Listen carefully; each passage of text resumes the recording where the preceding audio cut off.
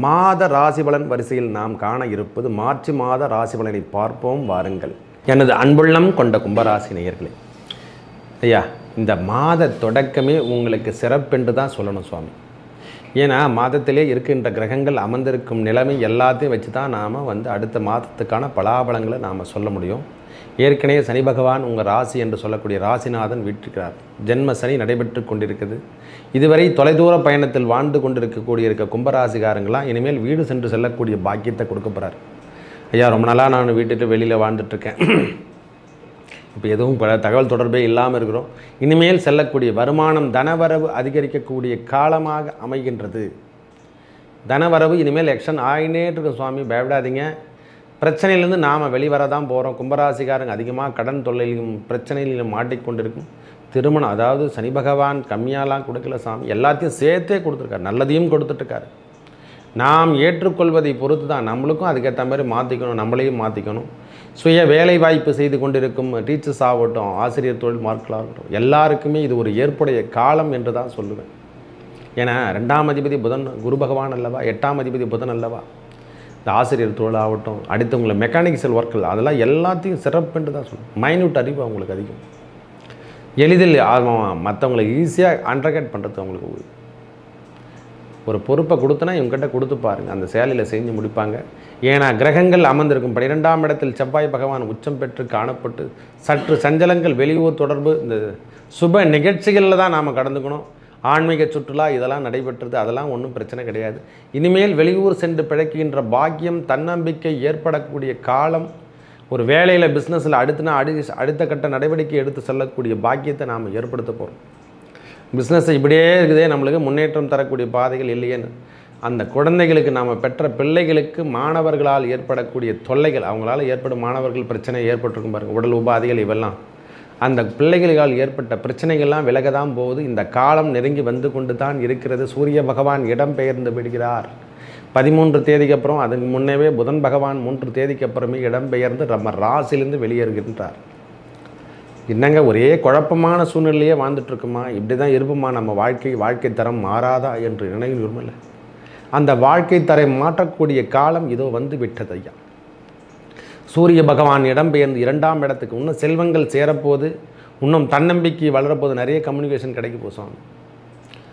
ரொம்ப சிறப்பு தான் சொல்லலாம். ஒரு 5ஆம் அதிபதி என்று சொல்லக்கூடிய நீச்சம் பெற்றாலும் கடன் பிரச்சனையை தீர்க்கிறதுக்கு ஒரு வாய்ப்பை நம்மளை ஏற்படுத்தி தரப்போகிறாரு.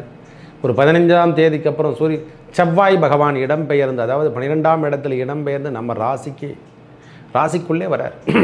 சுக்கிர பகவானும் 80ஆம் தேதிக்கு அப்புறம் நம்ம உள்ளே வந்துடுறாரு. இதுவரை இல்லாது இருந்து வந்த கணவன் மனைவிக்குள் இருந்து வந்த கருத்து வேறுபாடெல்லாம் விலகி ஒரு தீர்வு கிடைக்க தான் போகுது. கணவன் மனைவிக்குள்ளே எதனா சண்டை சச்சரவுகள் இருந்தால் கூட அவங்க 2 பேருமே சேர்ந்து பேசி அதை முடிவெடுக்கக்கூடிய காலம் அமையப் போகின்றது. பிரச்சனையிலேருந்து நாம் வெளியே வரப்போகிறோம் சாமி, ஒரே வார்த்தை சொல்கிறோம், பிரச்சனையிலேருந்து நாம் வெளியே வரப்போகிறோம். பிள்ளைகள் திருமணம் ஏற்பாடு செய்யக்கூடிய காலம், கும்பராசி ஆகட்டும், கும்பராசிக்கு பிறந்த பிள்ளைகளாகட்டும், அவங்களுக்கு திருமண ஏற்பாடு செய்யக்கூடிய காலம் இந்த காலம் அமையப் போகின்றது. இந்த மார்ச் மாதம் நாம் ஒரு முடிவு எடுப்போம், ஒரு தன்னம்பிக்கையோடு ஒரு முடிவு எடுத்து அதை செயல்படுத்தக்கூடிய காலம், அந்த காலம் உறுதிப்படுத்தக்கூடிய காலமாக வருது சாமி. அதுக்கு செல்வங்கள்லாம் தானாக கிடைக்க போகுது, அது வேறு விஷயம். ஐயா நான் எதுவுமே கையிலே வச்சிடல, நிறைய பேர் கல்யாணத்தெல்லாம் முடிச்சுட்டு அந்த மாதம் எப்படி நடந்ததுன்னே தெரியல, கேட்ட இடத்தெல்லாம் கொடுத்தாங்க. ஐயா உண்மையாக சொல்கிறேன், இறைவன் கொடுக்கத்தாதான் அது யார் மூலியமாவது நம்மளுக்கு சேரும் அல்லவா. அந்த காலம் இனிமையான காலம் வந்து கொண்டே இருக்குது. பரவாயில்ல, போட்டி பொறாமல் இருக்க தான் செய்யும். பிரச்சனைகள் இருக்காமல் இருக்காது, எந்த இடத்துலையும் இருக்காது. கடன் பிரச்சனை இல்லாமல் யாருமே இல்லை. கடன் யாருக்காவது சின்ன பிரச்சனைகள் இல்லாமல் எல்லாருமே நிம்மதியாலாம் வாழ முடியாது, அது முதல்ல தெரிஞ்சுக்கணும். ஏதோ ஒரு பிணைப்பில் தான் மனிதன் வாழ்ந்து கொண்டிருக்கிறான். உங்களை நம்பி இன்னொருத்தர் வாழ்ந்துட்டு, அவரை நம்பி நாம் வாழ்ந்துட்டுருக்கோம். ஏதோ ஒரு நம்மளுக்கு தன்னம்பிக்கையில் தான், அந்த தன்னம்பிக்கை தான் இறைவனை, வேறு யாரும் கிடையாது. கல்லென்று நினைத்தால் கல் தான், இறைவன் என்று பூஜித்தால் அது இறைவன் தான்.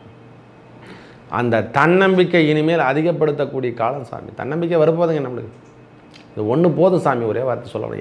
என்னை பொறுத்த வரைக்கும் ஒன்று போதும். உலகத்தில் வாழ்வதற்கு உயிர் ஒன்று போதாதா, உடல் ஒன்று இருந்தாலும் பரவாயில்லை.